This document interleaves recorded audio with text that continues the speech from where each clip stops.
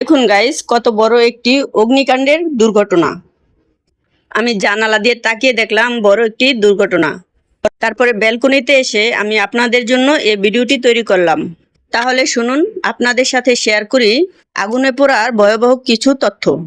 আমি জানতে পারলাম এটা আমাদের বাসা থেকে অনেক দূরে একটি বস্তিতে আগুন লেগেছে। এটি একটি বৈদ্যুতিক গোলযোগে লাগা আগুন। দয়া করে আমাদের সকলকে এই ভয়াবহ আগুনের দুর্ঘটনা থেকে হেফাজত করুন।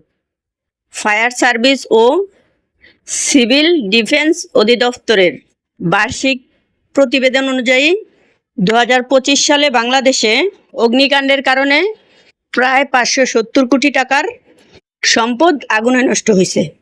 2025 সালে মোট 27,059টি আগুনের দুর্ঘটনা হয়েছে। ফায়ার সার্ভিসের দ্রুত দক্ষতার কারণে 3,263 কোটি 62 লক্ষ টাকার সম্পদ বড় ধরনের ক্ষতি থেকে রক্ষা পাওয়া গেছে।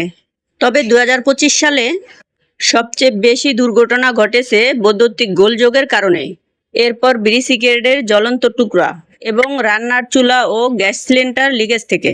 2025 সালে সবথেকে বেশি অগ্নিকাণ্ডর ঘটনা ঘটেছে বাসাবাড়ি থেকে। 2025 সালের অগ্নিকাণ্ডগুলোতে সারা দেশে 85 জন নিহত এবং 267 জন আহত হয়েছে। ডিয়ার ভিউয়ার্স, আসুন আমরা নিজেরা সচেতন হই নিজ নিজ অবস্থান থেকে। যাদের স্বপ্নগুলো এরকম আগুনে পুড়ে গেছে, আসুন আমরা তাদের পাশে দাঁড়াই।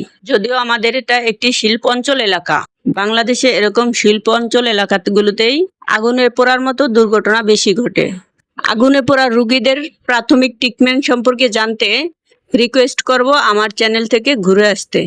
আমাদের দেশে সাধারণত অনেকেই এই বিষয়গুলোতে অনভিজ্ঞ যে একটা আগুনে পোড়া রোগীকে কি ধরনের ট্রিটমেন্ট দেওয়া উচিত প্রাথমিকভাবে। প্রাথমিক এই ঘরোয়া ট্রিটমেন্টগুলো জানতে please visit my channel. Hi my dear, important এই ভিডিওটি প্লিজ শেয়ার করে অন্যকে জানার সুযোগ করে দিন। আল্লাহ পাক আমাদের প্রত্যেককে এই আগুনের গ্রাস থেকে হেফাজত করুক। আমিন সুম্মা আমিন।